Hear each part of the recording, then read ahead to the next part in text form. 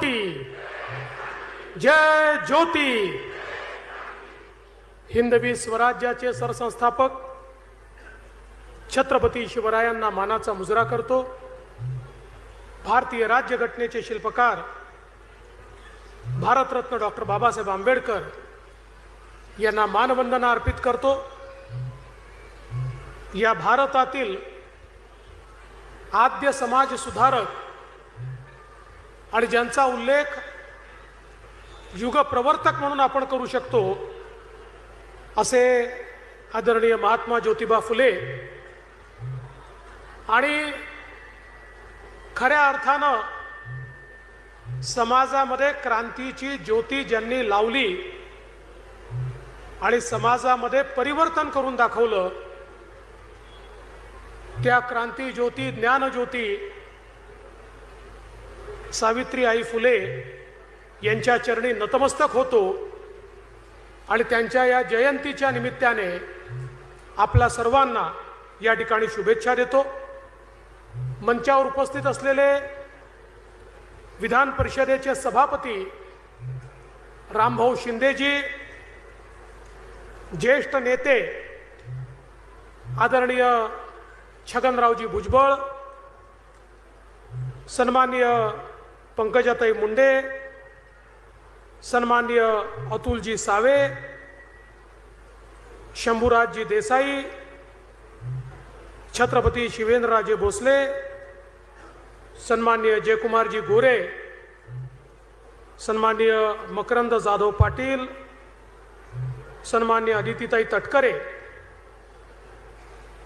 आमचे सहकारी आमदार अतुलबाबा भोसले, मनोजजी घोरपडे, सचिनजी पाटील, मनोजजी कायंदे, रणजितसिंह नाईक निंबाळकर, धैर्यशीलजी कदम, पुरुषोत्तमजी जाधव, मदनदादा भोसले, या ठिकाणी उपस्थित विभागीय आयुक्त, जिल्हाधिकारी, मुख्य कार्यकारी अधिकारी, पोलीस अधीक्षक, मंचावरील सर्व मान्यवर, या ठिकाणी मोठ्या संख्येने उपस्थित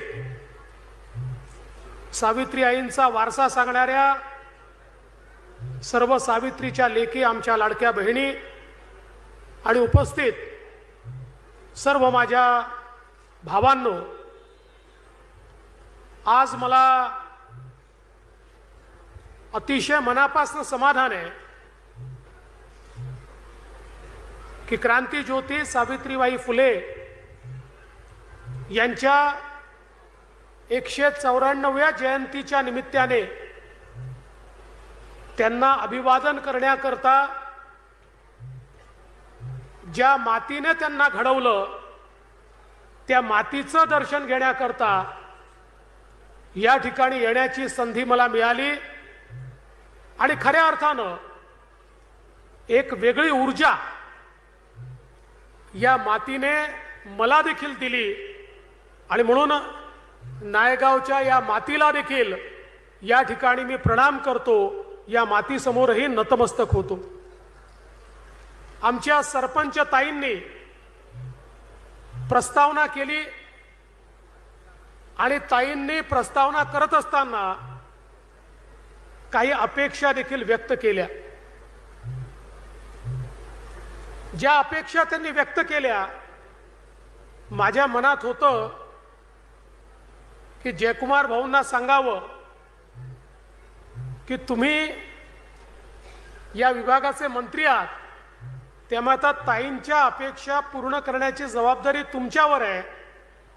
पण मी सांगायच्या आधीच जयकुमार भाऊंनी माझ्या मनातलं ओळखलं आणि या ठिकाणी सांगितलं की आमच्या सरपंच ताईंना पुढच्या कार्यक्रमामध्ये या मागण्या कराव्या लागणार नाहीत, त्या मागण्या निश्चितपणे या ठिकाणी पूर्ण होतील। खरं तर भुजबळ साहेबांनी नायगावच्या या विकासाचा इतिहास सांगितला। दुर्दैवाने इतकं महत्त्वाचं पवित्र स्थान हे दुर्लक्षित राहिलं होतं, कुठेतरी खंडित होत होतं आणि भुजबळ साहेबांच्या ते लक्षात आल्यानंतर त्याचं पुनर्निर्माण झालं पाहिजे, रिस्टोरेशन झालं पाहिजे, हा प्रयत्न त्यांनी सुरू केला आणि भुजबळ साहेब, तुम्ही शेर म्हटला म्हणून मी शेर म्हणतो तुमच्याकरता. मैं अकेला ही चला था जानिबे मंजिल मगर लोग आते गए कारवा बनता गया. अशा प्रकारे जे काम तुम्ही सुरू केलं त्याच्यानंतर हळूहळू कारवा बनायला लागला आणि काम पुढे जायला लागलं. आज एक चांगलं स्वरूप हे आपल्याला या ठिकाणी पाहायला मिळत आहे. पण मी तुमचं याकरता अभिनंदन करेन की तुम्ही हे ओळखलं की या ठिकाणी प्रेरणास्थळी तयार झाली पाहिजे आणि त्याची सुरुवात तुम्ही केली. याबद्दल निश्चितपणे मी तुमचं देखील मनापासून अभिनंदन करतो. आज खरं तर आता या कामाला काही अडचणच उरलेली नाही. याचं कारण एक ग्रामविकास मंत्री, दुसरे PWDचे मंत्री, तिसरे पर्यटनाचे मंत्री आणि बाकी काय लागलं तर मदत आणि पुनर्वसन मंत्री, 4 मंत्री. ठीक आहे, काय दाखवू द्या, दाखवू द्या. हा दाखवून द्या. हो ठीक आहे चाललंय. बरं ठीक आहे. तुम्ही नंतर मला भेटा. या त्यांना घेऊन या, मला भेटायला घेऊन या. त्यांची काही व्यथा असेल ऐकून घेऊ. या घेऊन या मागे. त्यामुळे 4 मंत्री आपल्याला या ठिकाणी मिळालेले आहेत. हो या. अरे घेऊन या ताई, त्यांना शांतपणे घेऊन या. काही करत नाही, कोणी काही करत नाही. घेऊन या. काही त्यांची व्यथा आहे, घेऊन या.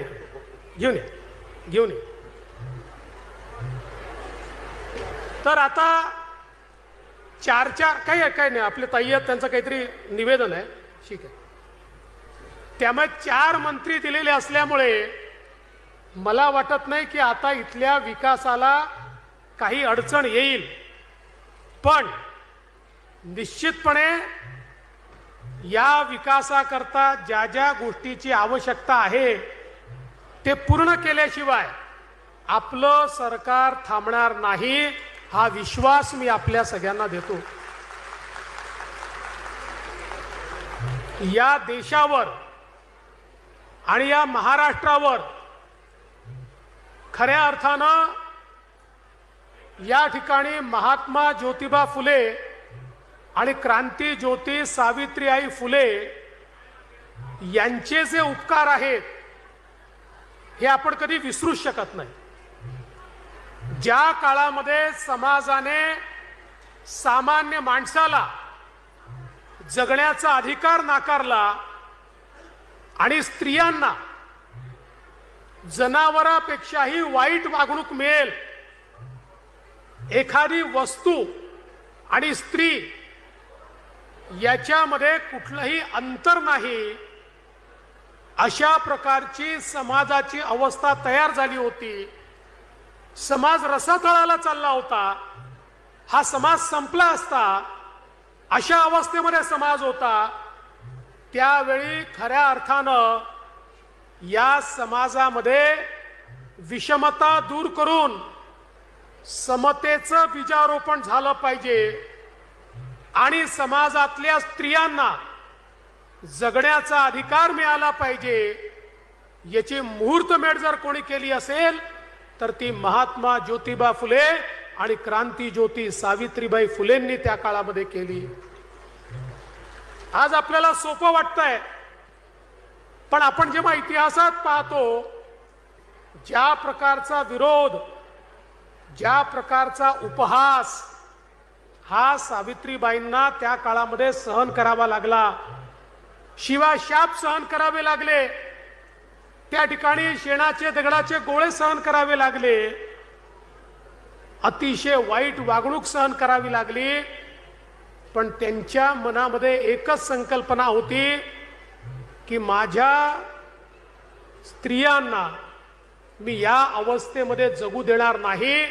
कारण त्यांच्या मनात हे पक्क होतं की शिक्षणाचा अभाव यामुळे समाज गुलामगिरीकडे चाललेला आहे आणि या गुलामीतनं आणि गुलामगिरीच्या मानसिकतेतनं स्त्रियांना आणि समाजाला बाहेर काढायचं असेल तर मला शिक्षण त्यांच्यामध्ये रुजवावं लागेल. आणि महात्मा ज्योतिबा फुले हे हिमालयासारखे त्यांच्या पाठीशी उभे होते आणि त्यातनं खऱ्या अर्थानं स्त्री शिक्षणाचा विषय असेल किंवा विधवांच्या पुनर्विवाहाचा विषय असेल, केशवपनाची वाईट प्रथा बंद करण्याचा विषय असेल, ज्या ज्या प्रथा महिलांना महिला म्हणून जगण्याकरता त्या ठिकाणी थांबत होत्या, त्या सगळ्या प्रथांच्या विरुद्ध क्रांतीची ज्योती त्यांनी पेटवली आणि समाजामध्ये परिवर्तन करून दाखवलं. खरं म्हणजे महात्मा ज्योतिबा फुले तर युगप्रवर्तक होते, ते द्रष्टे होते. त्यांच्या जीवनामध्ये जे जे काही त्यांनी केलं, जे लिहिलं, जे सांगितलं, जे करून दाखवलं, सगळ्या गोष्टी उत्तमच केल्या. पण हे सगळं करत असताना एक गोष्ट जी त्यांच्याकडनं शिकण्यासारखी आहे, ज्यावेळी त्यांना विचारलं की आपण सावित्रीबाईंच्या मागे उभा होतात म्हणून सावित्रीबाई हे करू शकल्यात, त्यावेळी महात्मा ज्योतिबा फुले म्हणाले हे खरं नाही आहे. अनेक चळवळी अशा आहेत की ज्या चळवळींमध्ये सावित्रीबाई माझ्या पुढे होत्या, त्यांच्या पाठीशी मी होतो, त्यांच्यामुळे त्या चळवळी मी करू शकलो. किंबहुना माझंही नेतृत्व त्या चळवळींमध्ये हे सावित्रीबाईंनी केलं, हे सांगण्याचं धारिष्ट देखील महात्मा ज्योतिबा फुलेंमध्ये होतं. आणि म्हणूनच यांचं जे चरित्र आहे ते आपल्याला प्रेरणा देणार आहे. आज खरं म्हणजे कोणीही एका भाषणामध्ये, एका कार्यक्रमामध्ये त्यांनी केलेल्या कार्याचा गौरव करू शकत नाही. पण जी थोर माणसं असतात, जी युगप्रवर्तक असतात, त्यांचं कार्य कधी संपत नसतं. ते त्या त्या काळानुसार ते कार्य लोकांमध्ये रुजवत राहायचं असतं. आणि म्हणूनच आज आपण ज्यावेळेस स्मारक बनवण्याचा निर्णय करतो, स्मारक हा केवळ पुतळ्यापुरतं मर्यादित नाही आहे. पुतळे तर आपण अनेक करतो, त्या पुतळ्यांवर जाऊन आपण त्यांचं स्मरण देखील करतो. पण स्मारक पुतळ्यांसोबत विचारांचं देखील झालं पाहिजे. आणि म्हणून जी संकल्पना या ठिकाणी मांडण्यात आली, आमच्या सरपंचताईंनी सांगितलं, जयकुमार भाऊंनी सांगितलं, भुजबळ साहेबांनी सांगितलं, सगळ्या आपल्या मंत्र्यांनी सांगितलं. मागच्या काळामध्ये आमचे सहकारी राज्याचे उपमुख्यमंत्री आणि तत्कालीन मुख्यमंत्री माननीय एकनाथराव शिंदेजी या ठिकाणी आले होते आणि त्यांनी आम्ही या ठिकाणी स्मारक करू अशी घोषणा केली होती. त्या निमित्ताने आता आराखडा तयार झाला. या आराखड्याचं सादरीकरण आत्ताच आमच्या पुढे झालेलं आहे. आणि मी आपल्याला या निमित्ताने शब्द देतो की निश्चितपणे हे जे स्मारक आपल्याला करायचं आहे, जे केवळ त्यांच्या प्रतिमेपुरतं मर्यादित नाही, त्यांचा विचार रुजवून स्वयंपूर्ण महिला तयार करायच्या, आपल्या पायावर उभ्या राहणाऱ्या महिला तयार करायच्या, अशा प्रकारचं जे स्मारक आहे ते या ठिकाणी आम्ही पूर्ण करून दाखवू. आणि सगळ्यात महत्त्वाचं काय आहे तर बघा, बरोबर 5 वर्षांनी क्रांतीज्योती सावित्रीबाई फुलेंची द्विशताब्दी सुरू होईल. त्या द्विशताब्दीपूर्वी हे स्मारक तयार ठेवलं पाहिजे. जिल्हाधिकारी, तुम्हाला मी जबाबदारी देतो, यातलं पहिलं काम जमिनीचं अधिग्रहण करणं. ही 10 एकर जमीन अधिग्रहित करण्याकरता तात्काळ कारवाई सुरू करा. त्याला जे काही पैसे लागतील ते तात्काळ आम्ही देऊ. मी असेल, शिंदेसाहेब असतील, अजितदादा असतील, याकरता पैशाची कमतरता आम्ही कुठेही पडू देणार नाही. त्यामुळे त्याची सुरुवात पहिल्यांदा तिथनं करा. बघा, 5 वर्षांनी 2 गोष्टी होणार. एकीकडे क्रांतीज्योती सावित्रीबाई फुले यांची द्विशताब्दी सुरू होणार आणि त्याच वेळी देशाच्या लोकसभेमध्ये आणि देशाच्या विधानसभेमध्ये महिला लोकप्रतिनिधींना आरक्षण मिळाल्यामुळे 33% महिला या खासदार होतील आणि या आमदार देखील होतील. त्यामुळे हळूहळू सावित्री आईंच्या नेतृत्वामध्ये आपल्या देशातही महिला राज्य येण्याकडे आपण सगळे वाटचाल करतो. याबद्दल मला अतिशय आनंद आहे. आज आपण महाज्योतीच्या माध्यमातून अनेक योजना सुरू केल्या आणि मला अतिशय आनंद आहे आत्ताच आम्ही महाज्योतीच्या स्टॉलवर आमच्या एका मुलीचं त्या ठिकाणी स्वागत केलं। महाज्योतीच्या माध्यमातून प्रशिक्षण घेऊन MPSC मध्ये पहिल्या क्रमांकाने ती पास झाली। तिचं देखील मी मनापासून अभिनंदन करतो। आपल्या सरकारने एकीकडे महिलांकरता मुलींकरता मोफत शिक्षणाची योजना सुरू केली, लाडकी बहीणसारखी योजना सुरू केली। वेगवेगळ्या प्रकारे आमच्या महिलांना त्या ठिकाणी सक्षम करण्याकरता देशाचे प्रधानमंत्री माननीय मोदीजींनी लखपती दीदी ही एक संकल्पना मांडली आहे। महाराष्ट्रामध्ये पहिल्या टप्प्यात 11 लाख झाल्या, आता 15 लाख झाले आहेत। पुढच्या 2 ते 3 वर्षामध्ये 50 लाख आमच्या बहिणींना आम्हाला लखपती दीदी त्या ठिकाणी बनवायचं आहे।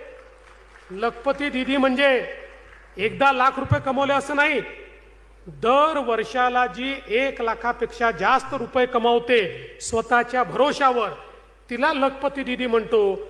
अशा प्रकारच्या अनेक लखपती दीदी आपल्याला या ठिकाणी घडवायच्या आहेत। आणि म्हणून क्रांती ज्योती सावित्रीबाई फुलेंचं जे जिवंत स्मारक आहे ते म्हणजे एक सक्षम अशा प्रकारचं आमच्याकडच्या महिला, आमच्या मुली या समाजात वावरताना आपल्याला जेव्हा पाहायला मिळतील त्याच वेळी आपण क्रांती ज्योतींचं स्वप्न पूर्ण केलं आहे असं आपल्याला म्हणता येईल। आणि म्हणून आज या निमित्ताने मी आपल्याला आश्वस्त करतो की हे स्वप्न पूर्ण करण्याकरता आपण भुजबळसाहेब भिडेवाड्याचा उल्लेख केला, आता त्यातल्या सगळ्या अडचणी संपल्या आहेत। पंतप्रधानांच्या हस्ते त्याचं भूमिपूजन झालं आहे। तिथे त्यांचं जे घर आहे ते घर आणि असं एक एकत्रित स्मारक करावं, निश्चितपणे त्याचाही विचार करून त्याचाही आराखडा आपण तयार करू। आणि अरणच्या संदर्भात आपण सावेसाहेब त्याचा आराखडा तयार केलेलाच आहे, त्याला अ वर्ग तर आपण ऑलरेडी दिलेला आहे। आता त्याचाही पाठपुरावा करून अरणमध्ये देखील आपल्याला ज्या काही सोयी करायच्या आहेत त्या निश्चितपणे आपण करू। आणि मी विश्वास देतो की आपला समाज, आपलं राज्य आणि आम्ही सगळे महात्मा ज्योतिबा फुले आणि क्रांती ज्योती सावित्रीबाई फुले यांनी जो सन्मार्ग दाखवलेला आहे, जो समतेचा मार्ग दाखवलेला आहे, त्या मार्गाने चालत समाजातल्या शेवटच्या माणसाचा विकास होतपर्यंत सातत्याने काम करू एवढंच